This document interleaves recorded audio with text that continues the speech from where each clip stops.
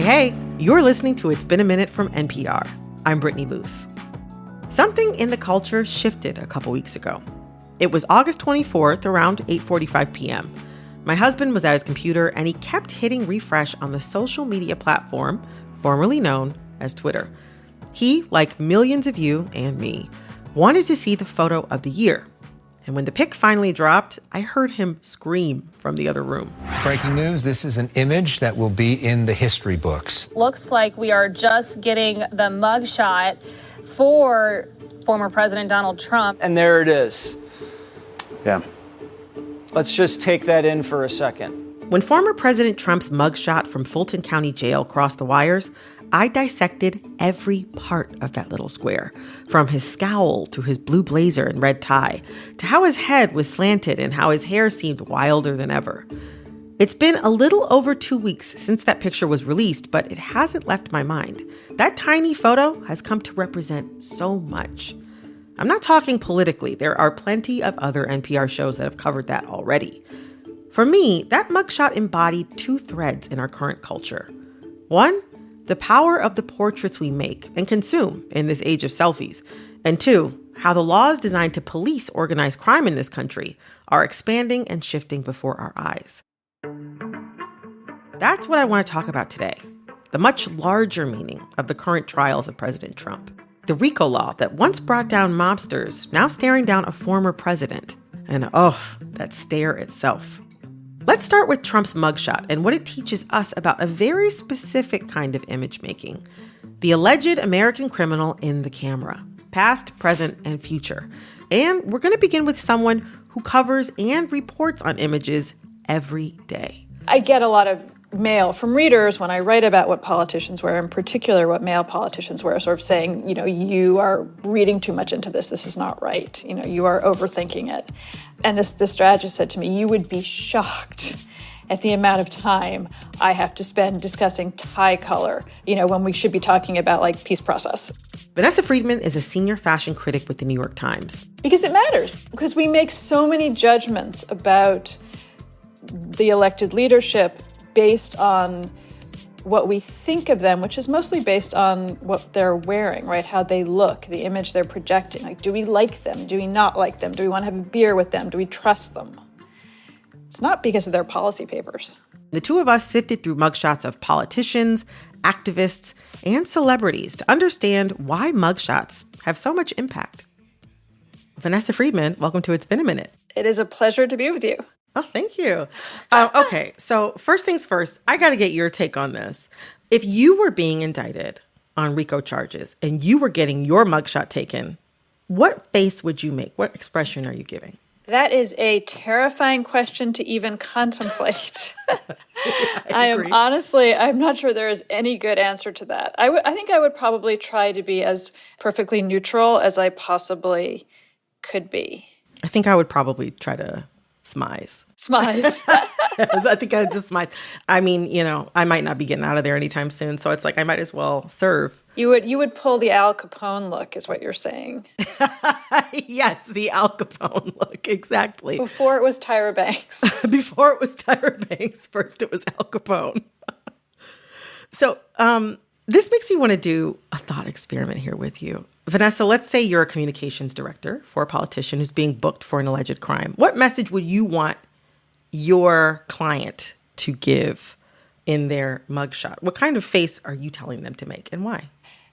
It really depends on the context in which they're being booked and also the image they've created for themselves already and who they're trying to talk to, right? It depends if they're speaking to an audience that they think wants them to look defiant, or an audience they're trying to convince this is really not a big deal, or an audience they want to say, oh, I'm sorry. Think about Hugh Grant after his slightly ignominious incident. He looked so deeply abashed in his mugshot.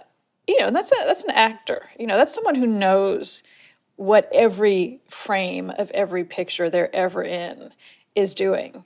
And I do not think that was an accident. It looked very sort of off the cuff, but I'm sure it was not. As a fashion critic, you're someone who critiques and dissects matters of appearance and self-presentation. When you look at the mugshot of former President Donald Trump, perhaps the most viewed image of this year, what do you see? I see someone who knew exactly what he was doing. This is an image that his team knew was a possibility starting back in April, in the first indictment in New York. And I am sure from that moment, they were talking about strategy, right? If this were to happen, what do we want to convey, as you say? Because everyone knew that as soon as there was a mugshot of a former president, which is an absolutely unprecedented event, it would become immediately a historical image. And therefore, every detail in that was under their control is going to matter. And I'm sure, he probably practiced that look, which is a traditional Trump look. It's almost the same face as he made in his first official portrait as president. And I think you see someone who is conveying defiance, anger, the idea that he's going to fight. He looks like he's about to headbutt the camera. And for his base, that is the man they know, right? That's the man they're going to vote for. That's the image they're literally buying into, because now there's merch of it. So I think, it was a very strategic pose. I think of Trump's mugshot, obviously, as something that sits as an image that sits within a long history of political mugshots, which I want to get to in a second, but I can't help but think his image is more closely aligned with some famous celebrity mugshots. Like, I see some overlap between Trump and Paris Hilton's mugshots, from their hair to their expressions. What is most similar to me between Trump and Paris Hilton's mugshots is that they both seem to have known that this photo was going to have a life far beyond that moment. I think the thing that Trump understands, which Paris Hilton understands, which increasingly I think any public person understands, is that we are all brands. Whether you're a Hollywood celebrity, a TV celebrity, a political celebrity, whatever, you're a brand. And as a brand, you contain a host of values that are communicated in imagery. So for Trump or for Paris Hilton, they also see that any time you have an opportunity to get an image out there, good or bad, it's good, right? It's the modern equivalent of all publicity is good publicity. And, for most people, a mugshot would not be good publicity. Same way, a sex tape probably would not have been good publicity. But in today's kind of strange, through the looking glass, Black Mirror world, it might be. There's a word that you used earlier that I want to come back to. Normally I would describe the look on Trump's face as angry or kind of scowling, but because we were looking at a mugshot from a jail, a different word comes to mind. You used the word defiant earlier, and I would also use that word to describe Trump's expression. How do you think the medium of a mugshot changes the meaning of someone's expression? It somehow communicates something is wrong, right? It certainly communicates suspicion, that there is suspicion of wrongdoing, that there has been enough of a finding to get you to a jailhouse. And jail is bad. It's shameful. So I think the idea of a mugshot often comes with this underlying association with all those words. That you've been caught, you've transgressed, right? You are immoral, maybe. And usually people in that situation, I think, feel, even if they are innocent probably, some sort of knee-jerk sense of shame. The exception being people who have been jailed for protesting what they see as unjust laws, right? So Rosa Parks has a mugshot. Martin Luther King Jr. has a mugshot. And those mugshots, I think we see now not as symbols of shame in any way, but as actual images of power and strength and, the ability to speak truth to wrongdoing. So many of the mugshots that we have talked about, the famous mugshots, infamous, maybe perhaps, mugshots that we've discussed today are of white public figures. You brought up two very famous Black people, MLK and Rosa Parks, but I also think about Senator John Lewis, who was arrested for protesting decades ago. These are also mugshots with major political implications and historical implications and images that we all know so well. How would you describe their expressions in their photos? I think it is more sort of direct. They're very direct pictures of their faces. They're not smiling. They're not looking like they want to hit the camera like Donald Trump. And, we read meaning into them, again, in hindsight. And they have become these sort of images of honor, right? And the sort of character of a person.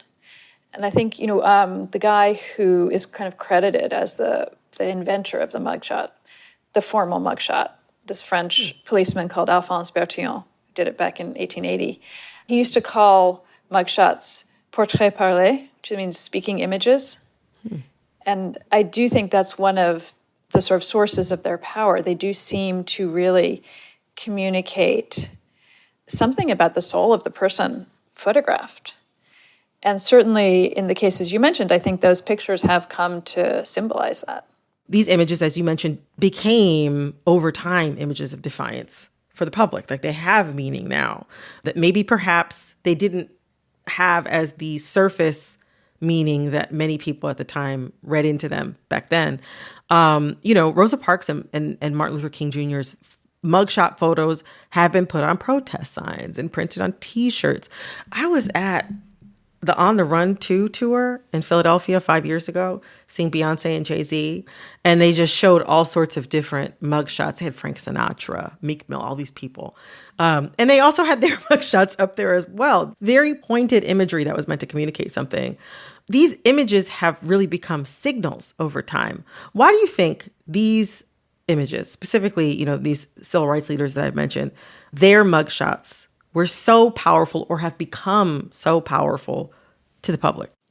Well, I think the mugshots stand for what we now think they stood for, right? For that moment in time when they stood up to what was wrong with our culture, our society, and have come to represent the morality and progress that they enabled.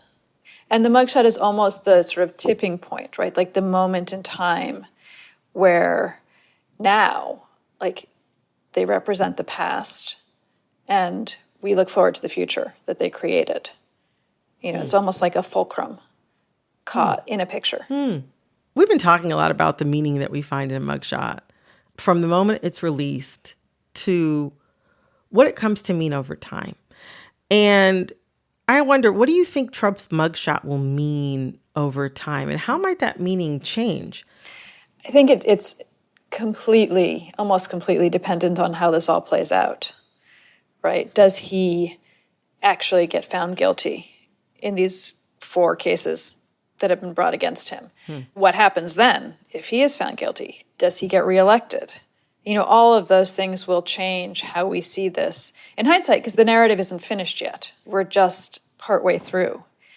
It's possible, as Sean Wilentz, an American history professor at Princeton, told me, that, this will be seen when we look back at this time period as the kind of natural endpoint of a political arc that started with Richard Nixon, right? And his I'm not a crook. But if it's not the end, right? If it's in fact the beginning of something else, right? If Trump does get reelected, then it becomes part of a different story and probably will represent something else.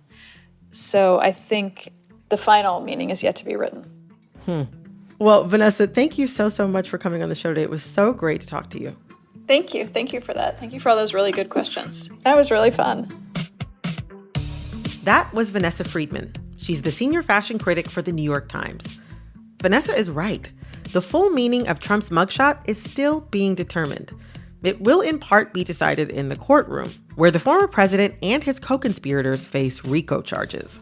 Coming up, we're looking at why Trump is being charged under laws originally meant to address mob crimes, and why those types of charges seem to be more and more common today. We'll be right back.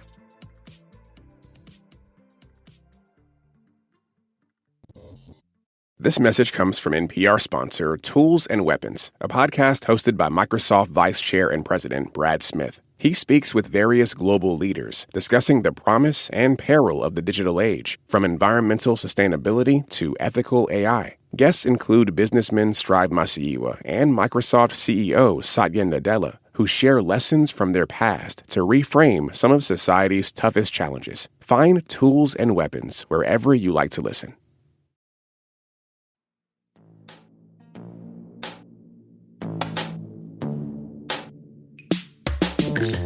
We just talked about the meaning of mugshots and how they're interpreted by the public.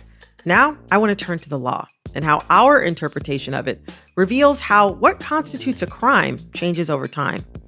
Former President Trump and his co-conspirators are being charged in Georgia for RICO violations. The indictment alleges that the defendants engaged in a criminal racketeering enterprise to overturn Georgia's presidential election result. Now, for some of you, that might have been the first time you ever heard the term RICO. But for those of us who watched and rewatched HBO's The Sopranos, we know RICO. Because of RICO. Is he your brother? No, the RICO statutes. Oh, of course, right. I mean, if there's one thing I know about Tony Soprano, dude's gonna dodge a RICO charge. My hunch, 80 to 90% chance you'll be indicted. Which makes sense. RICO was originally designed by Robert Blakey in 1970 to address organized crime, in particular, the mafia. Blame it on Tony Soprano, but for years I've carried around the idea that 1, RICO equals mobs, and 2, if you're charged under RICO, you're done. But over the past year, I've started noticing RICO applied to non-mafia organizations. Young Thug and the YSL gang in Atlanta, you get a RICO. SHEIN, the fast fashion brand, you get a RICO. Former President Trump, you get a RICO. And just this week, another case in Atlanta has been a surprising application of RICO. The state's Republican Attorney General has announced a sweeping new RICO indictment against 61 activists and others he accuses of being part of a, quote, criminal enterprise to stop Cop City. And as I've been following these stories, I've started to wonder, are we in a RICO reboot? A renaissance? A RICO revolution? Is the statute being applied more generously, or are we just more aware of it because it's touching pop culture in new ways? I think it's the latter. That's Morgan Cloud. He's professor emeritus at Emory Law in Atlanta and an expert on the RICO Act. RICO has been around since 1970, and it's been actively used for over 40 years, both on the federal level and the state level. It's just right now, with the indictment of particularly the president and all the president's men and women, it's hard to miss. So there's not more RICO charges today. It's just being applied to people and organizations we're all familiar with. But that still doesn't answer my other question. How did a law designed to address mobs end up being trouble for a fast fashion brand, a former president, and Young Thug? And more controversially, should it be applied like this? Like a good professor, Morgan Cloud had an answer. Morgan, welcome to It's Been a Minute. How are you? I'm delighted to be talking to you. So RICO law stands for Racketeer Influenced and Corrupt Organizations Act, which, as I understand it, is meant to prosecute multiple crimes that occur in service of a broader goal. So, for example, if Jack steals guns, Joe robs banks, and Jane steals cars, but they act together for the greater purpose of, stealing a certain amount of money, they could be collectively charged under the RICO Act. Is that how you would break down how it works? Well, that's a good start. That's a really good start. The traditional focus of criminal law has been to identify the one criminal, Jack, and the individual crime, a gun robbery or something, and for the law enforcement and prosecutors to convict him or her of that crime. RICO came out of increasing concern about organized crime, particularly on the East Coast of the United States. But that traditional approach, we're going to get the guy who commits the crime and put him in prison, was inadequate to deal with the kind of mob size and wealth and power that was evolving very rapidly in New York and in New Jersey, Florida. Right. And so they were looking for a different kind of approach that would do what you said, not just catch the guy, but try to identify an entire group or organization that poses an ongoing threat of criminality, and not just arrest the individuals, but destroy the group. And so that's kind of the ultimate original goal of the RICO statute. So, okay, I wonder, why couldn't the law sufficiently address those kinds of crimes before? Most criminal law enforcement takes place in the state courts. And so one thing that RICO was designed to do was to allow the federal government to have jurisdiction over crimes committed in a much broader geographical area. On top of that, one of the really profound political concerns underlying the RICO statute was the recognition that organized crime in the 50s and 60s was becoming really economically powerful. There was just a perceived need of some kind of national level law enforcement methodology to grapple with a national or nationwide problem. I understand that.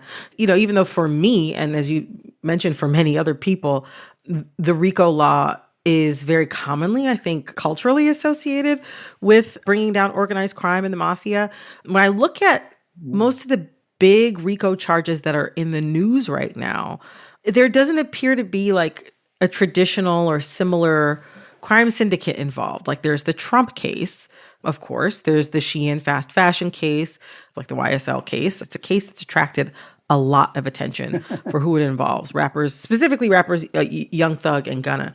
Of the cases you mentioned, the one that's the most classic RICO anti-gang mob case is the YSL case.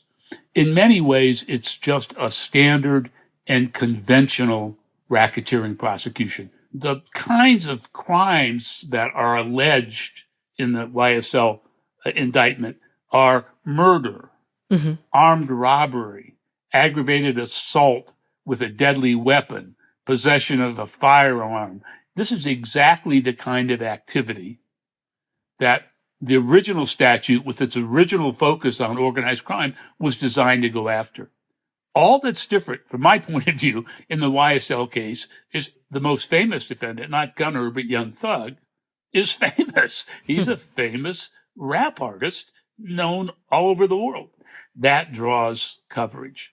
The second is the prosecutor in the indictment has alleged that some of the lyrics of some of his songs are part of his efforts to keep his group close together and proud and aligned, but also to scare away adversaries.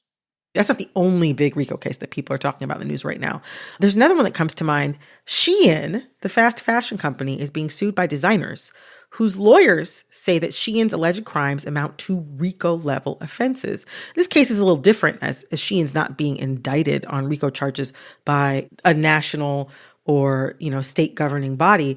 But that cultural association between SHEIN and RICO has formed and already stuck with the public. Talk to me about how this is a RICO case. This goes back to something you said quite insightfully a few minutes ago, that it looks like the RICO statute was somehow designed to be broader than just go after the mob. And I've always thought that this had to be on the back of Bob Blakey's mind, that the RICO statute could be used in context broader than the traditional organized crime. Racketeer is a label, but it's not a definition. Now let's get back to the SHEIN case. Is that right? SHEIN, I'll go with that. SHEIN, yeah. One of the more recently added crimes to the list of federal RICO crimes is criminal copyright infringement.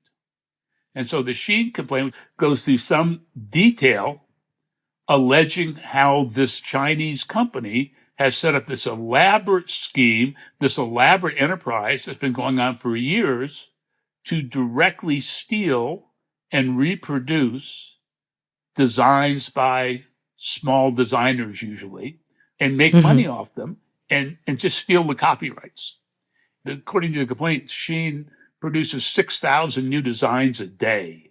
So, thousands and thousands and thousands of events. Mind-boggling. Sure, yeah. Yeah, and that's part of their case. They're saying, look, they can't be doing this with their own creative effort. They've got to just be stealing, because who can produce 6 designs a day, let alone 6,000? Right.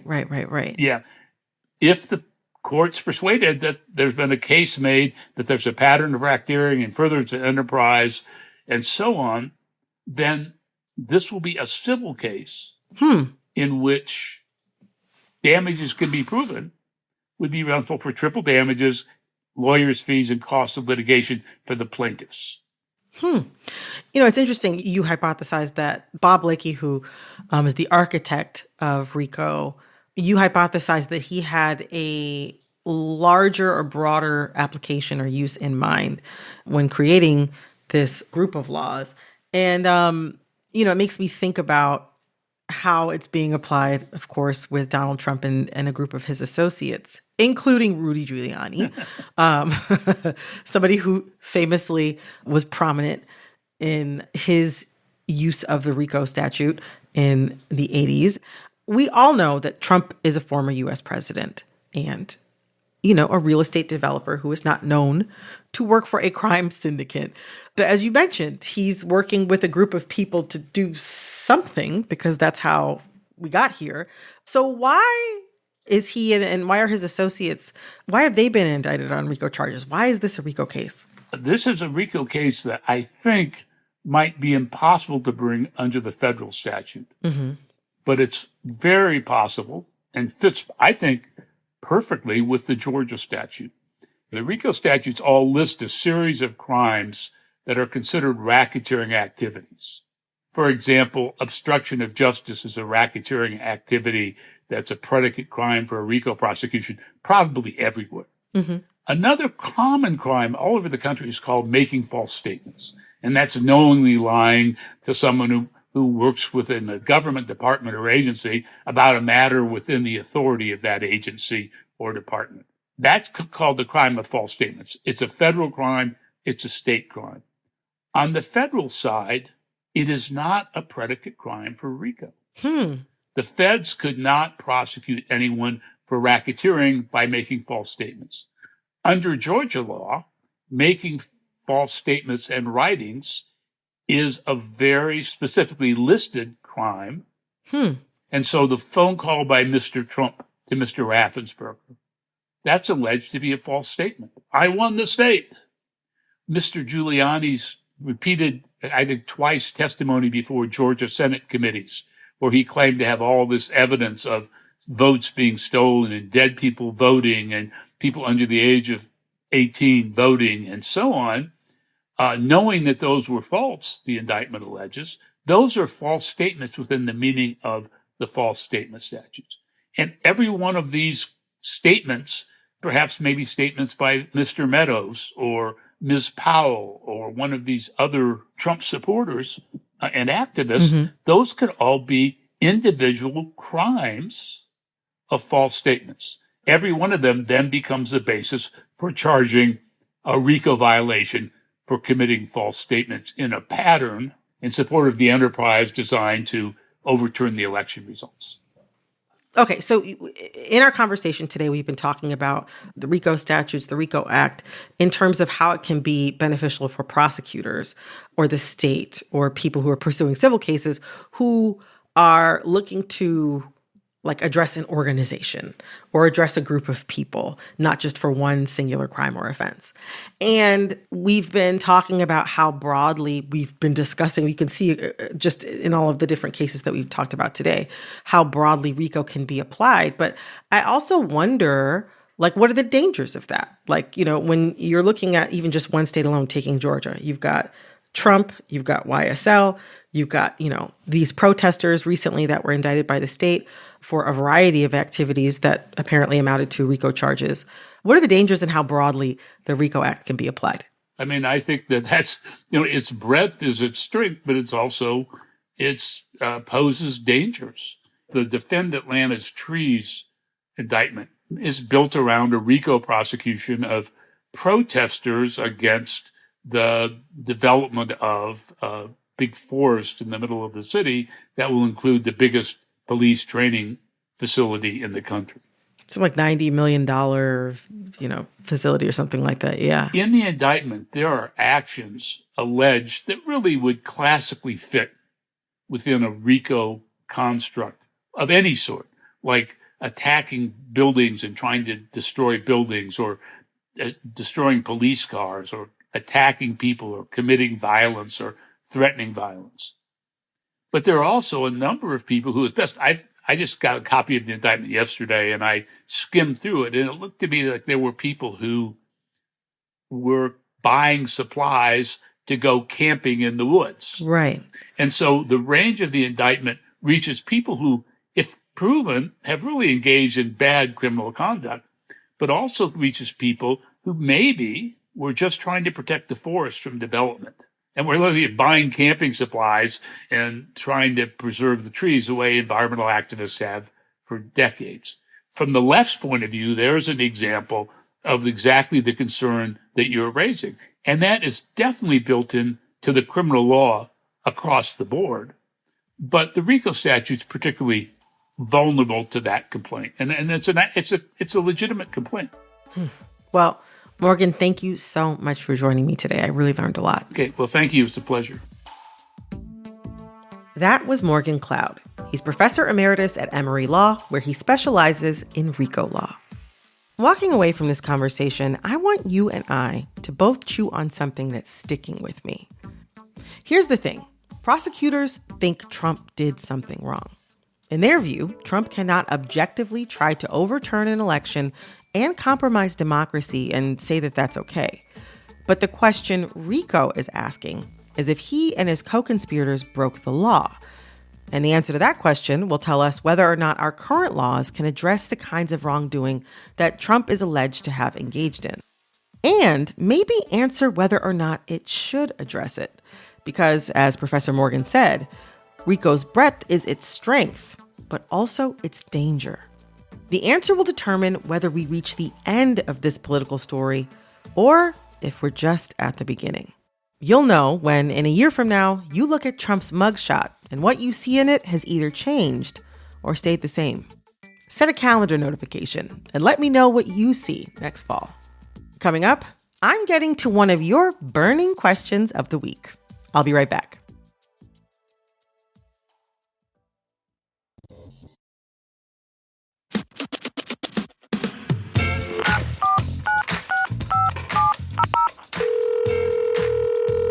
Hey, Brittany. Hey, Brittany. Hey, Brittany. Hey, Brittany. Patrice here, coming to you from Los Angeles, California.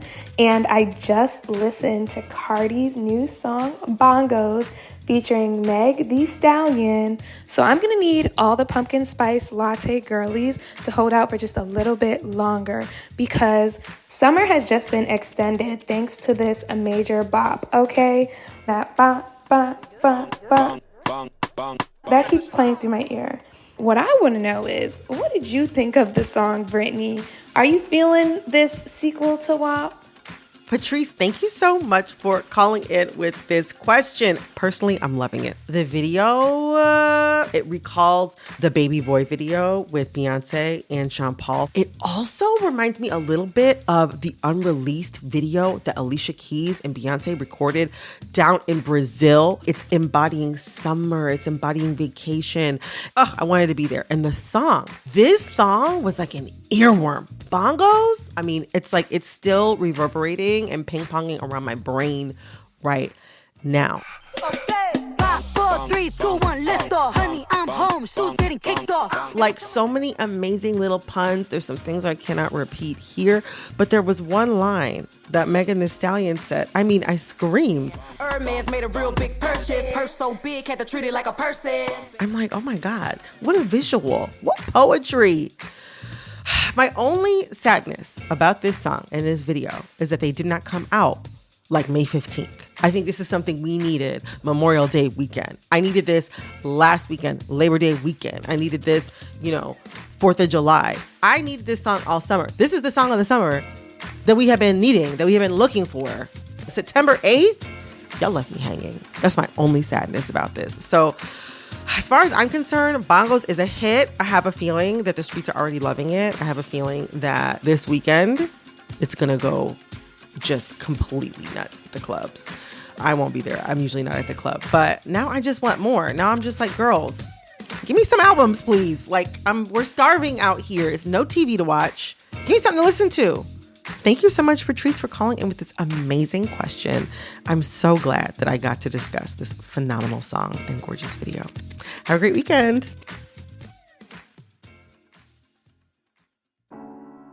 This episode of It's Been a Minute was produced by Barton Girdwood, Alexis Williams, Liam McBain, Corey Antonio Rose. This episode was edited by Bilal Qureshi, Jessica Plachek. Engineering support came from Josh Newell. We had fact-checking help from Candace Vo Courtcamp. Our executive producer is Verilyn Williams. Our VP of programming is Yolanda Sanguini. Our senior VP of programming is Anya Grundman. All right, that's all for this episode of It's Been a Minute from NPR. I'm Brittany Luse. Talk soon.